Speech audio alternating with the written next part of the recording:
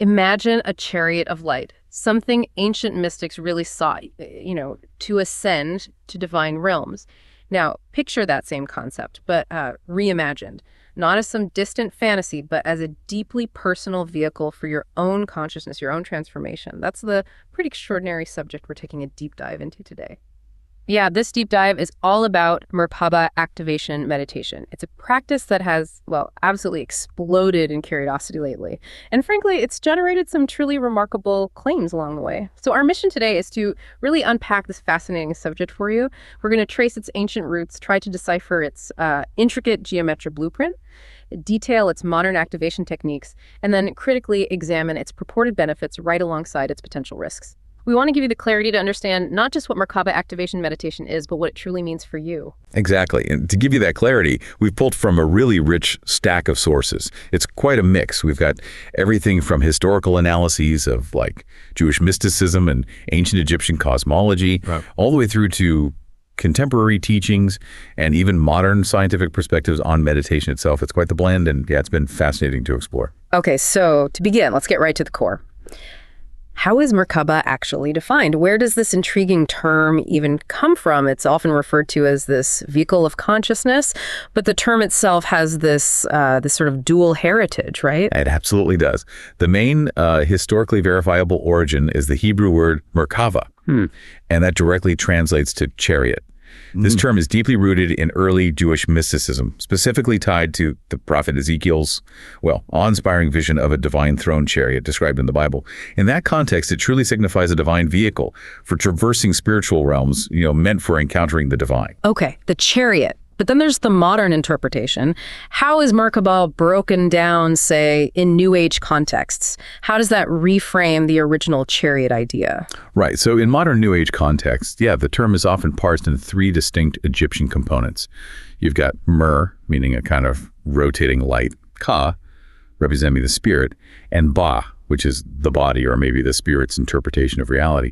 This effectively reframes that whole chariot idea into something more like a holistic light spirit body. And what's really fascinating here is how the modern practice seems to have effectively grafted this Egyptian concept of what the Merkaba is, this personal activatable energy field, onto the Hebrew name for a divine vehicle. It's quite a synthesis.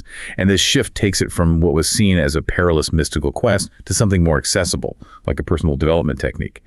Which also means, importantly, it's largely detached from its original theological and cautionary context. Interesting. So central to this modern understanding is the idea of a light body. Yeah. How is that described? Is it just a metaphor, or is it presented as something more tangible? Well, it's described as a non-physical, energetic blueprint that coexists with your physical form. Essentially a dormant construct of geometric light energy surrounding the body. That's the idea. Yeah. The primary objective of the meditation is then to activate this dormant field, basically transforming the practitioner's body into a vessel of light. This activation is often linked to the concept of ascension, which is seen as a significant shift in consciousness to a higher vibrational frequency. Okay. And this is where the visualization takes a truly expansive turn. Once activated, it's envisioned as a living, spinning field of light that extends significantly beyond the physical body. Some sources claim a staggering diameter of 17 meters, or about 55 feet. Wow, 55 feet. A 55-foot spinning light field around you makes you wonder if you'd fit through a doorway. Exactly. So what are the purported functions of activating such a Merkaba? What's it supposed to actually do? Proponents describe it as a kind of multi-purpose spiritual technology. Its most fundamental purpose, tying back to that original chariot idea, is to serve as a vehicle for consciousness, enabling interdimensional or perhaps astral travel. Right. Beyond that, the counter-rotating fields are said to create a powerful protective shield and also to clear blockages. So effectively acting as a tool for healing and protection.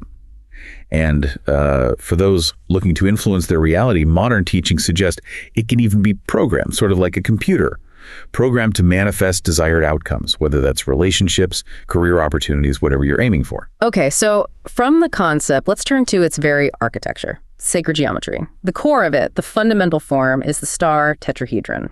Tell us about that. Yeah, the star tetrahedron is really the heart of the Merkaba's geometry. It's a three-dimensional shape made of two interlocking tetrahedrons, basically forming a 3D Star of David. And the symbolism here is quite profound. It represents the union of opposites. So you have the upward-pointing tetrahedron, seen as masculine, solar, electrical, celestial, tied to logic, drawing energy from the cosmos. And the downward-pointing one is feminine, terrestrial, magnetic, receptive, symbolizing emotion and intuition, drawing energy up from the earth. So it's about balance. Exactly.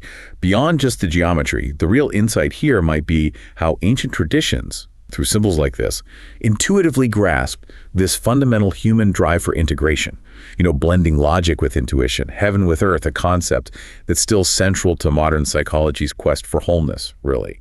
And the dynamic of these two fields counter-rotating is what's said to generate that living, saucer-shaped energy field of the activated Merkaba. And then there's the concept of a central pranic tube. How does that fit into the system? Is it related to chakras? Yeah, it's directly related. You visualize it as a tube of light running right through the core of your body, perfectly aligned with the spine. It extends from about a hand length above your head down to a hand length below your feet. Its unique diameter is even said to correspond to the size of a circle formed by touching your thumb and forefinger. Huh. Specific. And this tube functions as the primary conduit for prana, that universal life force energy, also called chi or ki in other traditions.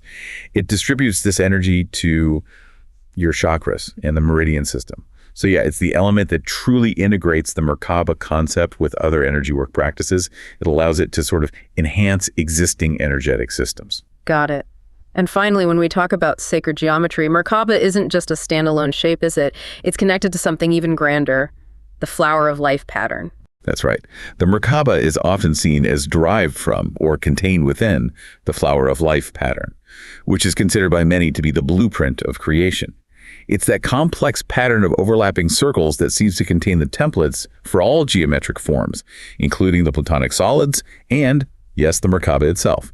This connection situates the Merkaba within a much grander cosmological framework. And some practitioners even use crystal grids or wear pendants with these combined symbols, believing it further empowers what they call unity consciousness. So we've discussed what the Merkaba is, its geometry, but where did this all come from? We know it has ancient roots, but it's clearly had a very modern revival. What's the lineage here, starting with those ancient origins? Well, the foundational textual source for Merkaba mysticism is definitely the biblical prophet Ezekiel's vision of the divine throne chariot, the Merkaba. But, and this is crucial, the original context was one of awe, terror, and profound existential danger. It wasn't seen as a casual thing. Right, not exactly a wellness practice back then. Not at all. Rabbinic tradition treated this work of the chariot with extreme caution. They actually warned that unauthorized study could lead to spiritual peril or even physical harm. And this historical context of potential dangers, which, could be interpreted psychologically as things like delusion or psychosis, is largely absent from its more sanitized modern interpretations today. And building on that, you mentioned the Hekhalot literature, these ancient Jewish esoteric texts. What were they actually about? Right, the Hekhalot texts. These are primarily from the 2nd to 7th century CE. They were essentially guidebooks for mystical ascent for the Yord Merkaba, which translates to descender of the chariot, the mystic undertaking the journey. They detailed this really treacherous journey through 7 heavenly palaces, or Hekhalot, each guarded by fierce angelic beings. The mystic needed immense knowledge, divine names, incantations just to pass through. Wow. Yeah. The ultimate goal was to witness the divine image, but the texts explicitly warned that failure could result in the mystic becoming trapped, effectively severing the connection between mind, body, and soul. Serious stuff. Definitely sounds serious. Are there echoes of these kinds of concepts in other traditions as well? Yes, absolutely. Wow. While the term Merkaba itself is distinctly Jewish, you definitely find parallels. Ancient Egypt, for instance, had its tripartite understanding of the soul, the Kananba we mentioned earlier, and initiates meditated in pyramids, often connecting to ideas about subtle energy. Mm-hmm. Rosicrucianism, which was an early 17th century Western mystical fraternity, also used sacred geometry quite extensively to balance subtle energies. And even in Christian mysticism, you see echoes, like St. Paul's description of being caught up to the third heaven, or how Ezekiel's 4 living creatures became the tetromorph, symbols for the 4 gospel evangelists. So yeah, it's fascinating how similar themes of ascent, divine vehicles, and subtle bodies recur across different spiritual paths. Okay, so that's the ancient bedrock, really fascinating. But the modern practice, the one people are likely encountering today, really took off in the late 20th century. Who are the key figures in this modern revival? Well, one name is almost universally credited as the architect of the modern practice as we know it, Drevalo Melchizedek. He's widely recognized for reintroducing and popularizing the Merkaba in its current form. He did this through his Flower of Life workshops, which started back in the 1980s, and his influential books. Right, I've heard that name. Yeah, he has a background in physics and fine arts, interestingly, and claims to have studied with over 70 different teachers from various traditions. His most significant contribution, arguably, is his codification of the specific 17+1 breath meditation technique. This has really become the standard method for activating the Merkaba field in modern circles. And for him, the absolute non-negotiable tenet, the thing he calls the rocket fuel for the Merkaba, is unconditional love. Unconditional love. Yes. Without that feeling, he emphasizes, the Merkaba remains just an inert mechanical construct. It doesn't become a living field. Interesting. And who else has significantly built on his modern practice? Is there anyone else key? Maureen J. St. Germain is another notable figure. She's advanced the practice, particularly with her book Beyond the Flower of Life. She positions her teachings as sort of advanced Merkaba techniques. The focus shifts from just activation to application. Okay, so how to use it once it's active. Exactly. If Melchizedek provided the ignition key, you could say she offers a more comprehensive user manual. Her key contributions include things like programming the Merkaba for manifestation, creating what she calls surrogate Merkabas for specific tasks, and providing techniques to connect more strongly to one's higher self. It's interesting, she also offers a slightly nuanced view on the heart aspect. While agreeing on its importance, she suggests that consistent Merkaba practice itself will naturally open the heart by bringing the self into balance. Right, so maybe the practice leads to the feeling, not just the other way around. Potentially, yeah. That seems to be her perspective. Okay, now that we understand the theory and the lineage, how does one actually activate this Merkaba? Melchizedek's method, this 18-breath sequence, sounds pretty foundational. What are the core components before we dive into the general principles of the breaths themselves? Yeah, there's a foundational triad that applies throughout the entire practice. You need all 3. First is unconditional love, which, as we said, is really seen as the rocket fuel, the essential emotional state. Second is conscious breathing, or pranayama. This is used to consciously draw in and circulate prana, that life force energy. And third is focused visualization of those complex geometric fields we discussed earlier. It requires intense mental focus. All 3 have to work together for it to supposedly work. Okay, love, breath, and visualization. And the 18-breath sequence itself is apparently very precise, without going through every single micro step, which would take ages. Yeah. Can you give us a sense of the different phases and what each one aims to achieve, just the general flow? Certainly. Yeah, it's highly structured. It really coordinates mind, body, and breath through these distinct phases. The first phase, which covers breaths 1 through 6, is really all about balancing the polarities within the body's energy system. It involves specific hand gestures, called mudras, synchronized very precisely with your inhale and exhale. While you're visualizing light, filling different energetic forms, like those male and female tetrahedrons, to clear and balance your internal circuits. Okay, balancing first. Right. Then moving into the second phase, that's breath 7 through 13, here the focus shifts to what's called spherical breathing. In this phase, the practitioner maintains rhythmic breathing, but now they're visualizing prana flowing through that central energy channel we talked about, and forming a sphere of white light at the navel that gradually expands around the body from grapefruit size to basketball size, eventually out to the fingertips of outstretched arms. The goal here is to establish and really expand this personal pranic field. Expanding the energy bubble, basically. You could put it that way, yeah. Then comes breath 14, which is a really crucial transition point. Yeah. This is where the center of that expanded pranic sphere is visualized shifting from the navel up to the sternum, the heart chakra area. And this symbolizes a fundamental shift in consciousness, often described as moving from a third-dimensional awareness to a fourth-dimensional awareness. A dimensional shift within the meditation itself. That's the idea. Then the fourth phase, breaths 15 through 17, is where the actual Merkaba fields are activated and accelerated. Through specific mudras, again, and complex visualizations involving 3 superimposed star tetrahedrons. Combined with intentional commands spoken or thought, like equal speed or 3421, the practitioner essentially wills the geometric fields to begin spinning, first at 1/3, then 2/3 the speed of light. And finally, crucially, on the inhale, while feeling unconditional love, accelerating the fields to 9/10 the speed of light. This is what's said to stabilize them into that distinctive saucer shape around the body. Wow, that's incredibly detailed, specific speeds and everything. Yeah, it is. Extremely specific. And finally, there's breath 18, called the divine breath. This final breath is said to be performed not really by the practitioner's conscious effort, but by their higher self, completing the full activation and transition. It's also worth noting that Melchizedek encourages finding your own rhythm within the structure. He mentions the specific orientation of the tetrahedrons is said to differ slightly by gender. So yeah, it's a deeply involved process. Absolutely. That's an incredibly detailed and specific technique. Now, let's try to situate Merkaba within the broader landscape of other esoteric practices. How does it compare to, say, Kundalini awakening? They both involve energy, right? They do, yeah. Both involve powerful energy movement, but they differ pretty significantly in focus and method. Merkaba meditation, as we've seen, aims to activate an external geometric field, this light body vehicle, primarily for things like protection, healing, and dimensional travel. Kundalini, on the other hand, focuses on awakening a dormant, potent internal energy. It's often symbolized as a coiled serpent at the base of the spine. And the goal there is typically enlightenment or spiritual union, more of an internal realization. And the methods are different too. Completely. Merkaba uses that very structured 18-breath visualization technique. Kundalini uses a wide variety of yogic techniques, things like specific postures, asanas, breathing exercises, pranayama, chanting, and meditation, often guided by a guru. So quite distinct paths, but I think I've heard some people suggest they might be related somehow. Yes, that connection is sometimes made. Some sources propose that Merkaba meditation can actually create conditions that invite your Kundalini spirit to rise, sort of preparing the ground. Or, alternatively, that the Merkaba's energy field is itself a component or expression of the larger Kundalini force.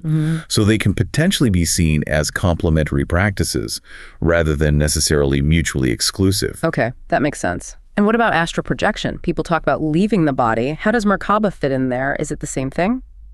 Not exactly the same, though related. Astral projection is generally understood as the subtle or astral body, separating from the physical body to explore other planes of existence.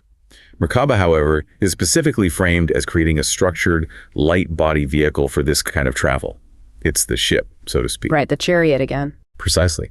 While standard astral projection might use techniques like reaching a hypnagogic state, visualization techniques like the rope technique, or just spontaneous occurrence, Merkaba offers that specific 18-breath meditation as the launch sequence for its vehicle. Proponents claim activating the Merkaba provides a more stable, protected, and powerful vehicle for these out-of-body experiences. Though, interestingly, some anecdotal accounts suggest that Merkaba travel can actually feel more intense and chaotic than other astral projection techniques. So, experiences vary. It's fascinating how those ancient warnings about peril in mystical journeys seem to echo in discussions of potential risks or intensity in modern practices too. Which brings us to a really crucial segment, the scientific and skeptical viewpoints. Because while these are ancient mystical practices involving profound experiences for people, there are also very real psychological and neurological processes at play when someone engages in something this intense. What does neuroscience tell us about complex visualization meditation, like the kind involved in Merkaba? That's a great question. Practices like Merkaba, which involve sustained attention and generating intricate visual imagery internally, do reliably activate the visual cortex, even with eyes closed, no external stimuli. They also gave you a whole network of brain regions associated with attention, emotional regulation areas like the insula and the prefrontal cortex, and also memory systems. So the brain is definitely busy. Very busy. And what's particularly intriguing is how the default mode network, DMN, is affected. The DMN is usually active during mind-wandering, self-referential thought, thinking about ourselves. Intense meditation practices like this tend to modulate the DMN, which suggests they can lead to deep introspection and potentially significant shifts in self-perception. We also see evidence of neuroplasticity in long-term meditators' actual changes in the brain, like increased gray matter density in areas important for learning and memory, like the hippocampus. And some research even suggests an increase in neural complexity during deep meditative states, highlighting the brain's remarkable adaptability. So the visual and mental effort clearly has measurable impacts on brain function and even structure. What about the psychology of sacred geometry itself? Just contemplating these shapes, does that do anything? It seems to. Contemplating harmonious geometric patterns like the star tetrahedron or the flower of life can foster feelings of tranquility, connection, and even inspiration. This can positively impact psychological well-being. Why is that? Well, our brains seem hardwired to recognize patterns and appreciate symmetry and order. So these shapes, like the Merkaba structure, can have a naturally calming and balancing effect on the mind. They also function as powerful archetypal symbols. These geometric forms resonate with deep layers of consciousness, promoting relaxation and perhaps a sense of spiritual resonance just by focusing on them. It taps into how our minds process beauty, harmony, and order. Okay, so there are plausible psychological and neurological effects from the practice itself, the focus, the visualization, the geometry, but then we have to address the metaphysical claims directly, the big ones. And this is where you, the listener, really need to engage your discernment. Absolutely crucial. Claims of literal interdimensional travel, communicating with non-physical entities, achieving physical healing solely through this meditation, or manifesting reality through intention. These are, by their very nature, metaphysical claims. And currently, there is simply no scientific evidence to support these as objective, measurable phenomena in the way we understand science. Right. We have to carefully distinguish between a practitioner's profound subjective experience, which is undeniably real for them, and an objective, falsifiable event that can be verified independently in the physical world. It's interesting. Astrophysicist Mario Livio, for example, has critiqued some popular applications of sacred geometry, calling them rather contrived. He questioned if these patterns are truly fundamental blueprints of the universe, or perhaps simply products of our very human tendency for pattern seeking and confirmation bias, seeing what we want to see. So that light body itself, is it best understood as a powerful metaphor, or are proponents claiming it's a literal reality? That's the crux of it.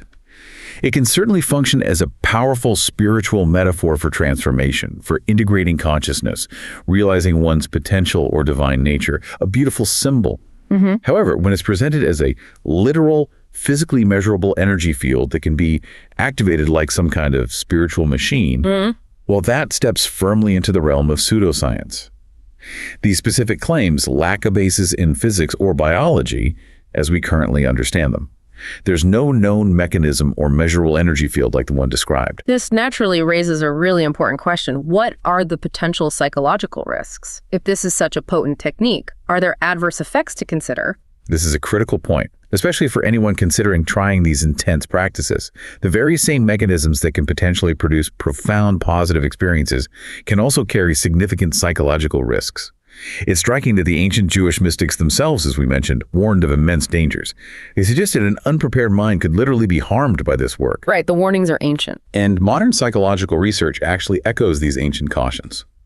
Studies have documented potential adverse effects from intense meditation practices, including things like increased anxiety, depression, dissociation, feeling disconnected from reality, depersonalization, feeling disconnected from oneself, and in some rare but documented cases, even psychosis. There was a 2022 study, for instance, that found over 10% of regular meditators reported some kind of negative impact on their daily lives resulting from their practice. It's not always purely beneficial. And what about something called spiritual bypassing? How does that fit in? Spiritual bypassing is a really significant risk with any intense spiritual or esoteric practice. It's basically using these profound experiences or the pursuit of them to avoid dealing with unresolved psychological issues, difficult emotions, or practical life problems. Using spirituality to escape reality, essentially. Exactly. And this can paradoxically lead to emotional numbness, a lack of empathy, and a profound disconnection from the practical demands and relationships of everyday life. The failure to remain grounded is probably the most consistent warning you hear, both in ancient texts about mysticism and in modern accounts of meditation-induced difficulties. What's particularly striking, I think, is the parallel between those Heckelot texts describing mystics getting stuck or lost in a heavenly realm, and modern psychology describing states like meditation-induced depersonalization or psychosis. It suggests both traditions might be describing a similar phenomenon, a failure to navigate profoundly altered states of consciousness and then successfully reintegrate back into everyday reality. That's a powerful connection.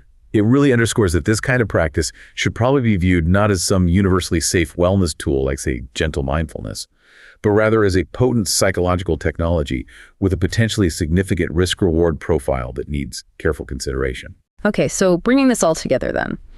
After tracing the history, the geometry, the techniques, the claims, the science, the risks, what does this all mean for you, our curious listener? How do we synthesize all this information about Merkaba Activation Meditation?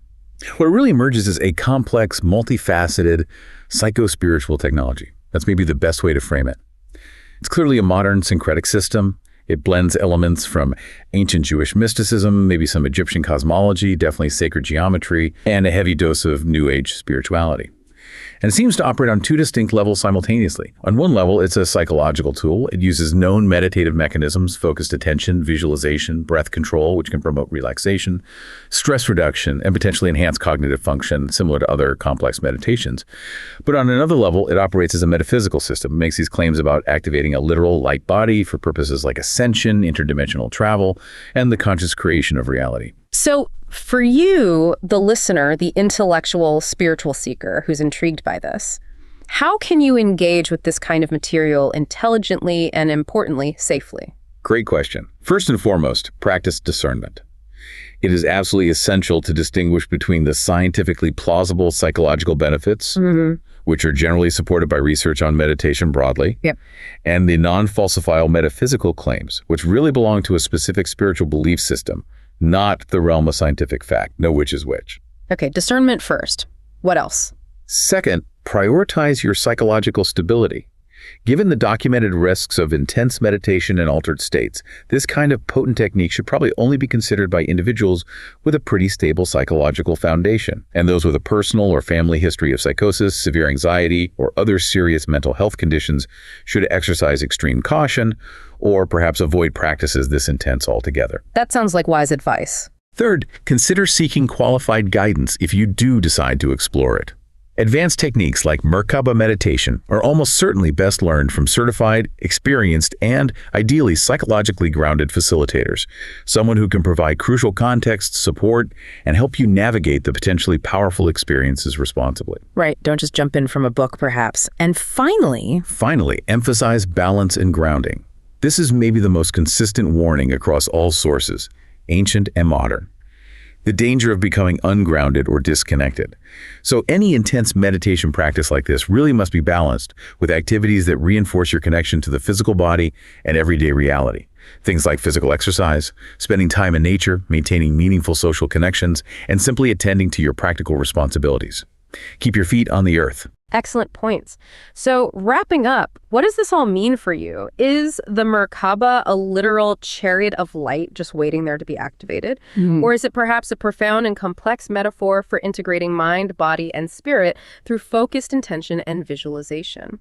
Regardless of your personal interpretation, hopefully this deep dive has shown that Merkaba Activation Meditation is a practice that demands respect, requires a well-informed mind, and ultimately calls for a deep commitment to maintaining psychological and spiritual balance on your own unique journey of consciousness exploration.